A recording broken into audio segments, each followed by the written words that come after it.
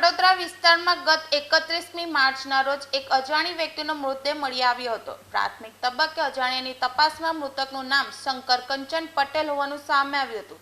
શંકર કંચન પટેલના મૃતદેહને પોસ્ટમોર્ટમ માટે સિવિલ હોસ્પિટલમાં ખસેડવામાં આવ્યો હતો, જ્યાં સામે આવ્યું કે આ વ્યક્તિને માથામાં બોથડ પદાર્થ ઝીકી દેવાના કારણે તેનું મોત થયું છે, જેથી પોલીસ દ્વારા શંકર પટેલની હત્યા કોણે અને શા માટે કરી તેને લઈને તપાસ હાથ ધરવામાં આવી હતી। શંકર કંચન પટેલ રાતે ગમે ત્યાં સૂઈ જતો હતો, તેનું ખાસ કોઈ ઠેકાણું ન હતું, જેથી તપાસ કરનાર ટીમને શરૂઆતમાં મુશ્કેલીનો સામનો કરવો પડ્યો હતો।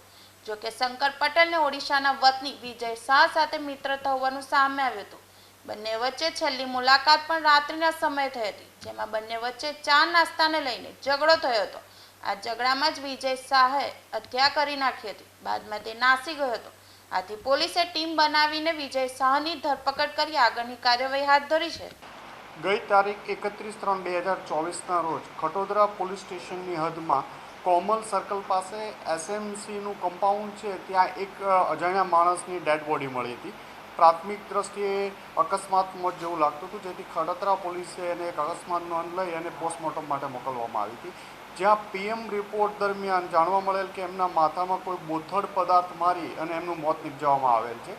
અને આ માણસ મરણ જનાર કોણ છે એની તપાસ દરમિયાન ક્રાઇમ બ્રાન્ચને ખબર પડી કે શંકર કંચનલાલ પટેલ નામનો એક 45 વર્ષનો માણસ છે, અને જે બમરોલી વિસ્તારમાં રહેતો હતો અને ઘણીવાર રોડ પર પણ સૂઈ જતો હતો।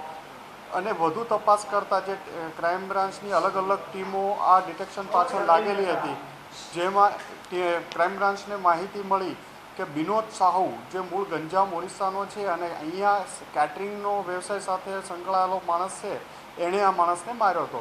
તો ક્રાઇમ બ્રાન્ચની ટીમે એને પકડી એની પૂછપરછ કરતાં આ બંનેને 5-7 દિવસ પહેલાં, એટલે કે 27 તારીખ આજુબાજુ બંનેને કંઈ ચા નાસ્તો કરવા બાબતે ઝઘડો થયેલો હતો, અને આ ઝઘડામાં આ બંનેને તે દિવસે રાત્રે કમ્પાઉન્ડમાં ઝઘડ્યા અને આને માથામાં પથ્થર મારી દેતા એનું મૃત્યુ નિપજેલું હતું। પોલીસ આરોપી સુધી કઈ રીતે પહોંચી? જ્યારે ડેડ બોડી 31 તારીખમાં મળી ત્યારથી જ અલગ અલગ વણો શોધાયેલી ડેડ બોડી હતી, એટલે ક્રાઇમ બ્રાન્ચની અલગ અલગ ટીમો કામે લાગેલી હતી, જેમાં જે મરણ જનાર શંકર કંચનલાલ પટેલને ઓળખ કરવામાં આવી, અને એ દરમિયાન અલગ અલગ ટીમો જે વોચમાં હતી એમાં એક ટીમને હ્યુમન ઇન્ટેલિજન્સ આધારે ખબર પડી કે આમાં વિનોદ સાહુ નામનો ઈસમ સંડોવાયેલ છે।